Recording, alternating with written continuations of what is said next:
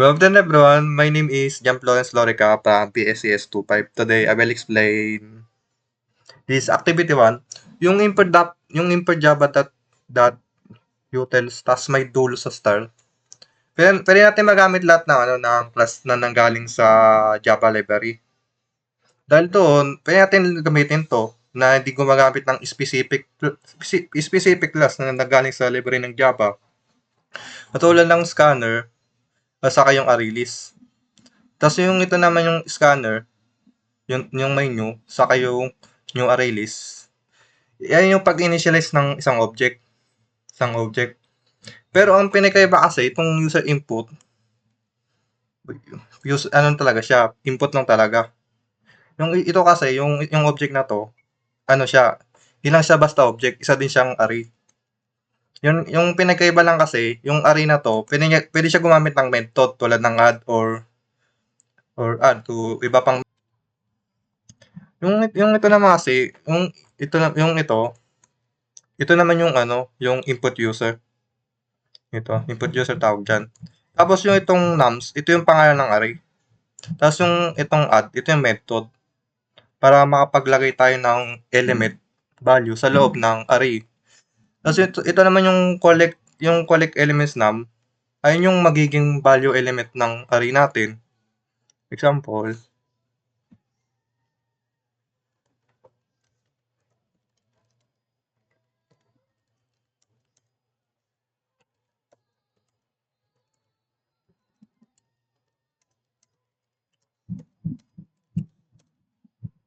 ayan. Po, my name is Magellan V. Micasio. I'm from BSCS 25. At ipapaliwanag ko naman po kung paano nag-work yung boolean at saka while loop. Umpisa natin sa boolean. Yung boolean is ginagamit to para mag-store yung dalawang value na true or false. At ito naman yung while loop is ginagamit to na paulit-ulit yung loop hanggang sa loob hanggang sa matapos yung while loop niya. Kapag naging false na yung condition at doon na yung titigil yung while loop. So, dito, itong boolean tas ito yung variable is continue equals true. Dilagay natin yung value dito sa loob na true. Tapos, simula, lilagay natin variable sa loob ng condition dito is continue para tuloy-tuloy yung loop. So, gumawa kami dito sa system.out print ito sa loob na to. Tapos, itong variable na boolean is active equal user input next boolean para mag-input ang dalawang na value na true or false. So, dito ulit is continue equals is active para mag-update na yung value niya. Ito. So, dito naman sa untip is yung may limit na pag-loop niya. Tapos dito is equal num size. Itong num size is array na untip na value na quantity sa loob ng element. Yan. Tapos dito naman sa if, nilagay namin untip equal 5. Dito naman sa block scope, itong variable is continue equals false. So in-update na namin yung is continuous dito sa false na.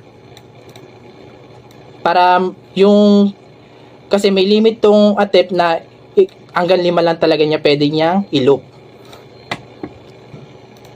So, ito, papakita ko kung paano siya gumagana yung while pati boolean.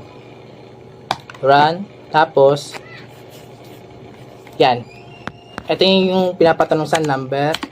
Tapos ito naman, ilalagay natin true to continue or false to terminate.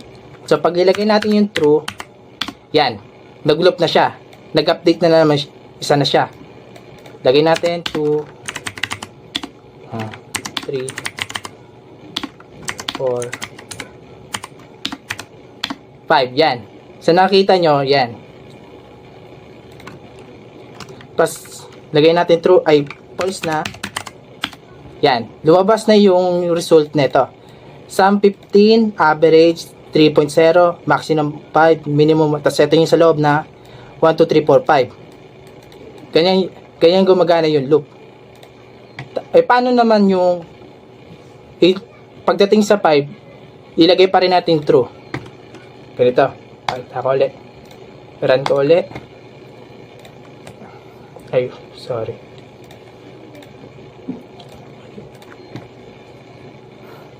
Yan. 1, 2, yan.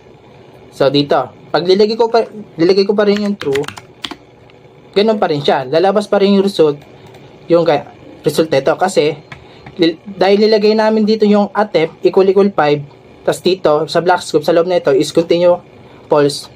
Ayun na yung maximum niya. Yun na pwede niya i-loop. At doon na yung magtatapos yung program niya. Ako si Luigian de Betacura ng BSCS Computer Science 25. So sa parting ito ng program, ginamit namin ang mga number na nilagay ng user. Una, gumawa kami ng ilang variables para maitala yung kabuuan or sum, average at yung pinakamataas at pinakamababang number na nilagay ng user. So nagsimula ito sa sum is equal to 0 dahil wala pang naidadagdag. Sunod, gumamit kami ng for loop para isa-isang kunin ng program ang bawat numero sa listahan ng tinatawag na nums.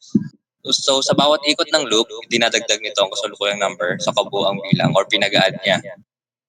At kapag tapos ng ma-add lahat, inaalam ng program kung ilan ang total na bilang ng mga number na nilagay ng user gamit ang nums period size. Sunod ay i-divide ng program ang total sum sa kung ilang number ang nilagay ng user para makuha ang average. So sunod, ginamitan namin ng built-in functions na collections.max at collections.min para madali namin makita ang pinakamataas at pinakamababang number sa listahan. At lastly, bilang output, ipiprint ng program ang total sum, average, at maximum at minimum numbers. Then ipapakita ng program lahat ng number na nilagay ng user.